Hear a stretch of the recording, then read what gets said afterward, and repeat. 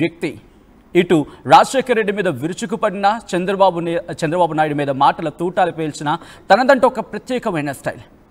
అటువంటి రోజా ఈరోజు నగరకి సంబంధించి మాట్లాడుకున్న సందర్భం కావచ్చు, చిత్తూరు జిల్లాలో కావచ్చు, సెన్సేషనల్గా మారారు. ఆఫ్ కోర్స్ ఆల్రెడీ సెన్సేషనల్, ఇప్పుడు మరింత సంచలనంగా మారింది. కారణం అటు గాలి భానుప్రకాష్ వర్సెస్ రోజాగా మారిన వ్యవహారం. ఈ నేపథ్యంలో అక్కడ ఏం జరుగుతోంది, మరీ ముఖ్యంగా తన మీద వస్తున్న ఆ ఆరోపణలకు సంబంధించి రోజా ఎలా వెళ్ళబోతున్నారు, ఎటువంటి అడుగులు వేయబోతున్నారు, మరి ముఖ్యంగా బెంగళూరులో 1000 కోట్లు 10 ఎకరాలు ఒక అపార్ట్మెంట్, ఇది వినిపిస్తున్న మాట నిజమేనా? డైరెక్ట్గా లైవ్లోనే ఉన్నారు రోజా గారు, మాజీ మంత్రి, మరి ముఖ్యంగా పర్యాటక క్రీడా యువజన శాఖ మంత్రిగా వైసీపీ ప్రభుత్వ హయాంలో పనిచేశారు. సో ఈ నేపథ్యంలో ఆరోపణల్లో ఎంత వాస్తవం ఉంది, దాంతోపాటు మిగిలిన ఆరోపణలకు సంబంధించి కూడా ఇవన్నీ కూడా డీటెయిల్గా మాట్లాడుకుని తెలుసుకునే ప్రయత్నం చేద్దాం. Let's directly go to cut across to మాజీ మంత్రి రోజా. ఒక్కసారి రోజా గారి దగ్గరికి వెళ్ళే ప్రయత్నం చేస్తున్నాను. రోజా గారు, గుడ్ ఈవినింగ్ అండి. రోజా గారు, బెంగళూరులో 1000 కోట్ల ఆస్తి 10 ఎకరాల స్థలంలో ఒక అపార్ట్మెంట్, నిజంగా ఎప్పుడు కొన్నారో ఎవరికి తెలియదు? నాకు కూడా తెలియలేదండి, మీరే అడుగుతుంటే నాకే ఆశ్చర్యంగా ఉంది. ఎక్కడుందో చూపిస్తే సగం మీకు రాసి ఇచ్చేస్తాను. ఇది నేనంటున్న మాట కాదు, మీ ఎమ్మెల్యేనే అంటున్న మాట. ఎవరైనా అనినోడికి మీరు చెప్పండి, ఎక్కడుందో చూపిస్తే సగం రాసి ఇచ్చేస్తా, మీరే సాక్ష్యం. అంటే నిప్పు లేదంటే పొగరాదంటూ ఉంటారు కదా, మరి ఆ నిప్పు ఎక్కడి నుంచి వచ్చింది, పొగ ఎక్కడి నుంచి వచ్చింది?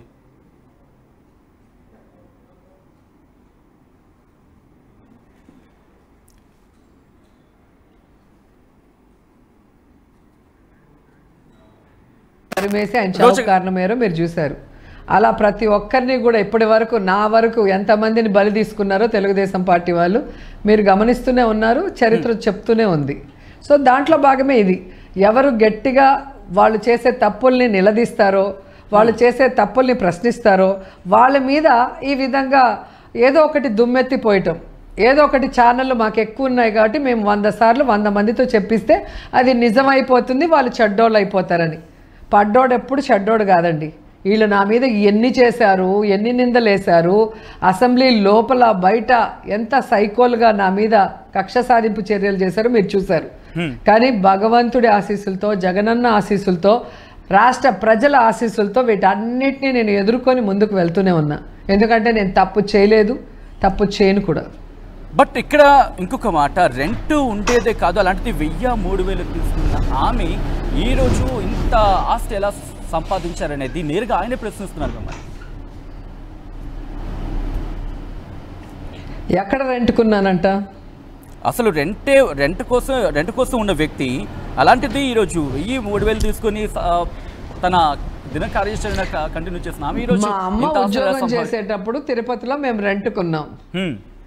మా అమ్మ నాన్న ఉద్యోగం చేస్తున్నప్పుడు మా అమ్మ నర్సింగ్ కాలేజ్ ప్రిన్సిపల్, మా నాన్న వచ్చి సారథి స్టూడియోలో సౌండ్ ఇంజనీర్.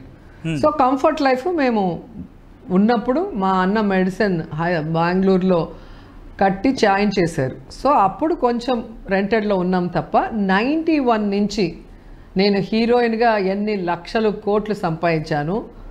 తర్వాత నేను టీవీ యాంకర్గా, టీవీ జడ్జిగా ఎన్ని లక్షలు సంపాదించాను. ఒక లెక్కేసుకోండి, 34 సంవత్సరాలు ఒక ఆర్టిస్ట్గా, ఒక హీరోయిన్గా సక్సెస్ఫుల్గా ఎన్ని కోట్లు నేను సంపాదించుంటానో నా ఐటీ పేపర్లు, నా యొక్క బ్యాంక్ ఇవి చూస్తే మీకే అర్థమవుతుంది.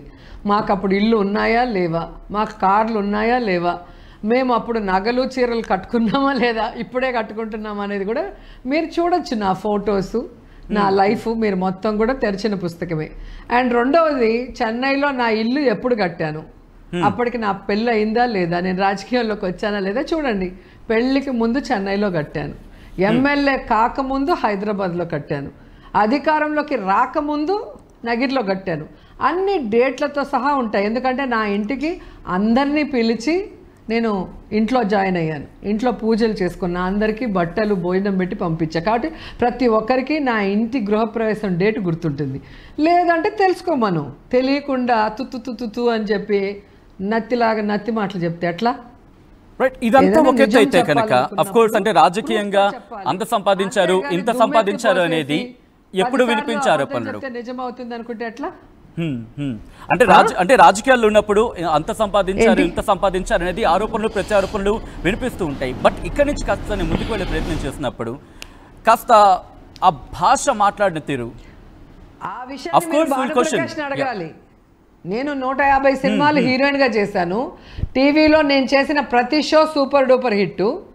మంత్రిగా చేశాను. నన్ను కాదు మీరు అడగాల్సింది ఎలా సంపాదించారు.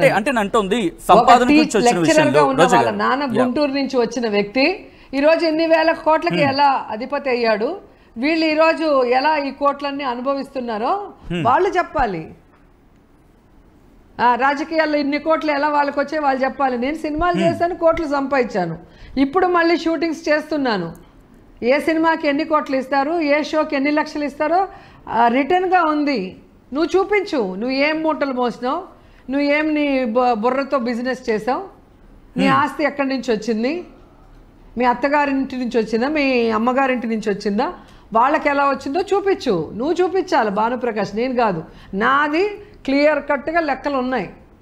బట్ మీరు అంటున్నారు క్లియర్ కట్ లెక్కలని, బట్ అదే క్లియర్ కట్ లెక్కల్లో ఆడదాం ఆంధ్రాలో భారీ స్కామ్ చేశారు అంటూ ఆరోపించడం జరుగుతోంది. ఇప్పటికే అరెస్టుల పర్వాన్ని చూస్తున్నాం. ఆంధ్రప్రదేశ్ లిక్కర్ స్కామ్కి సంబంధించి మిథున్ రెడ్డిని కూడా అదుపులోకి తీసుకున్న పరిస్థితి ఉంది. సో నెక్స్ట్ రోజానైనా టార్గెట్, లేకపోతే రోజా అరెస్ట్ కాబోతున్నారా? దీనికి సంబంధించి ఏమైనా చర్చ ఉందా? సార్ మీరు కూడా జర్నలిస్ట్గా ఎన్నో సంవత్సరాలు ఉన్నారు. నేను సూటిగా ఒక ప్రశ్న మీకు వేస్తాను. ఈరోజు మిథున్ రెడ్డిని అరెస్ట్ చేయడం అక్రమ అరెస్టా కాదా? ఈరోజు మిథున్ రెడ్డికి ఏం సంబంధం లిక్కర్ దీంతో? ఈరోజు జగన్మోహన్ రెడ్డి గారి ప్రభుత్వంలో మద్యాన్ని తక్కువగా ఉంచాలి, ప్రజలకు దూరంగా ఉంచాలి, పేద ప్రజల ఆరోగ్యం కానీ వాళ్ళ ఆర్థిక పరిస్థితిని మెరుగుపరచాలన్న ఆలోచనతో మద్యాన్ని గవర్నమెంట్ ఎలాగైతే తమిళనాడులో గవర్నమెంట్ అమ్ముతుందో ఆ విధంగా తీసుకురావడం జరిగింది. దాంట్లో టైం లిమిట్ పెట్టారు. 43,000 బెల్ట్ షాపుల్ని రిమూవ్ చేశారు. అలాగే పర్మిట్ రూమ్లను రిమూవ్ చేశారు. అలాగే 33% మద్యం షాపుల్ని తీసేశారు. ఏ ఒక్క డిస్టిలరీకి కూడా పర్మిషన్ ఇవ్వలేదు. మరి ప్రభుత్వం అమ్మితే లంచాలు ఇస్తారా, ప్రైవేట్ వాళ్ళు అమ్మితే లంచాలు ఇస్తారా? ఈరోజు మీరు మళ్ళీ 43,000 బెల్ట్ షాపులు పైగా పెట్టి ఈరోజు 9% పైగా ఇన్కమ్ పెంచుకున్నారు. బట్ ఇక్కడ క్వశ్చన్ వస్తుంది రోజా గారు, ఏమంటే కనుక ఆల్రెడీ గతంలో మీరు అంత ప్రాపర్ గా వెళ్తున్నారు. చెప్పేది వినండి. ఈ మధ్యలో దూరి వాళ్ళకి సపోర్ట్ చేసే పనులు చేయొద్దండి. ఎవరికి సపోర్ట్ లేదు. ఈరోజు డిస్టిలరీలు మొత్తము చంద్రబాబు నాయుడు పర్మిషన్ ఇచ్చినవి.